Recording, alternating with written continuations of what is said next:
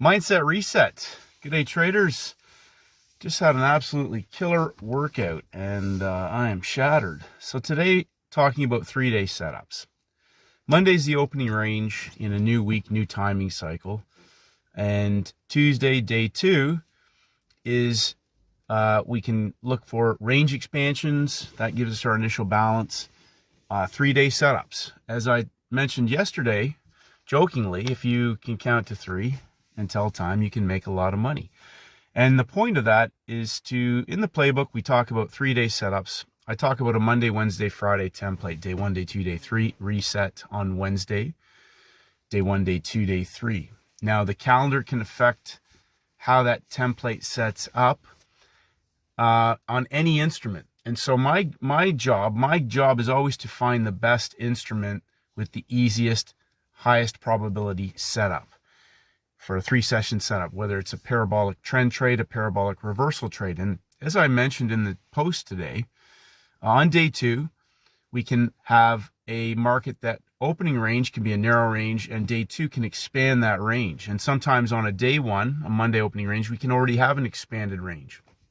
So gold obviously is out of balance. Day 1, day 2 in a new month, and then day 3 today blowing off in the direction of the trend right at the beginning of the US window, 100 pips at 8:20 a.m. Higher high, pullback, and continuation for a 100 pip parabolic blow-off move that put in a high, put in a low, and we head into the second hour. We have 10 a.m. major red news, beginning of the third hour, which 45 minutes into that third hour after major red news give a nice little 50 pip parabolic collapse. But we're inside of a high-low range, and as I put on there, FOFO, meaning that if you fool around, you will find out, especially with gold. So unless you have a setup, unless you're in that first parabolic move before major red news, unless you're in that parabolic stop hunt for 50 pips 45 minutes after major red news, then I would head out and make sure that you don't get FOFO'd around. And I see that the rest of the afternoon it's FOFO'd around. So now we have 3-day setups. The indexes were Friday parabolic pump days. We had first red days on all 3 indexes. And always, timings, levels, behavior of price. The markets are already breaking down on day 3 outside of the range. Markets that are going on a range expansion on day 2.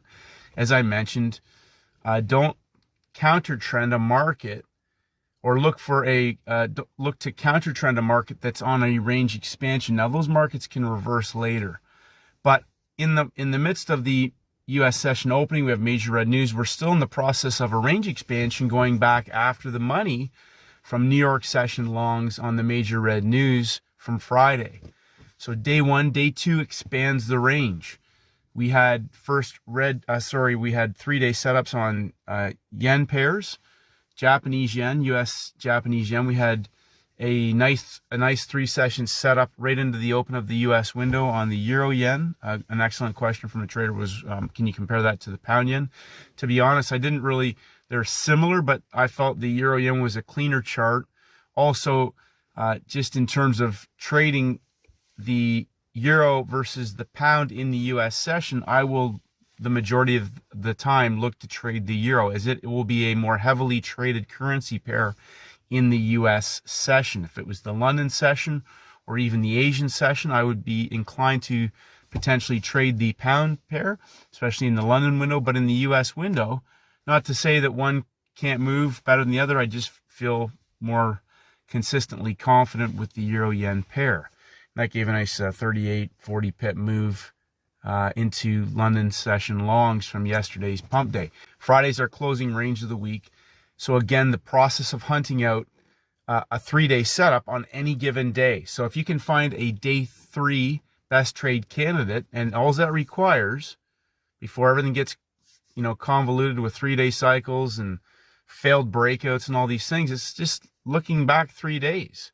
So as I mentioned, Thursday, Friday, Monday on a Monday, then my new template starts. But on a Tuesday, we can see a Friday, Monday, Tuesday. That's a 3-day potential setup. We can get a first green day, first red day on a Monday close.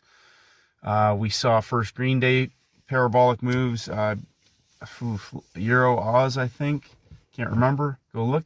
But on a week when we have non-farm payrolls, again, as the week evolves, I'm going to be looking at the cross rate pairs, potentially setting up for an Asian session trade, maybe a London session trade where there's no major red news in the schedule. We have Aussie dollar tonight at 7:30. We might see something on the backside.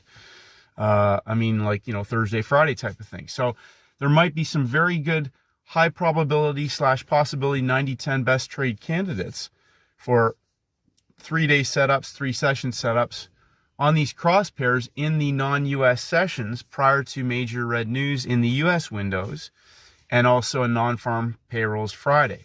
So we have a non-farm payrolls Friday, the whole week in some cases where traders feel like, they're chasing markets or markets are moving before they get there in the US window because of all the major red news. Be patient, sit tight. There's plenty of opportunities today. There were plenty of fantastic 3-session setup opportunities today. And again, on day 2, where they're expanding the range in a 3-day template, the easy money was made with the first bounce trade after major red news. S&P, NASDAQ, S&P had not taken out the low yet. NASDAQ was right at the low, and the DJ30 was already outside of the low from Friday's ranges where we had the pump day. So again, just looking for the easy money, not trying to counter trend markets. We're on the front side. It's day 2, Monday, Tuesday, right? So we're on the front side. Ranges are expanding. We're in a non-farm payrolls Friday week. As I talked about in previous non-farm payrolls weeks, it's not unusual to see a 4-day template. We can get an inside day or a consolidated choppy day, or where they hold volume up high or down low heading into non-farm payrolls. Be patient. Don't be in a hurry to try and trade something that's not necessarily a high probability candidate. Just buying lows and selling highs is not the same as having a 3-session or a 3-day parabolic opportunity where the market will capitulate or go vertical. Even if it is going to reverse later, the easy money is made in the parabolic move. So be patient, sit on your hands, wait for the best candidates to set up. We're looking for the best, easiest, highest probability 90-10 opportunities, not trying to take a lot of trades. I'm quite happy to, today there was opportunities everywhere. And if we only get 1 or 2 more this week, one great parabolic trade that can be scaled into, driven by other time frame traders, outweighs the stress, the time at the screen, all these other things. We're catching moves and hunts and gaps. It's day 1, day 2, day 3. Other time frame traders are driving those moves.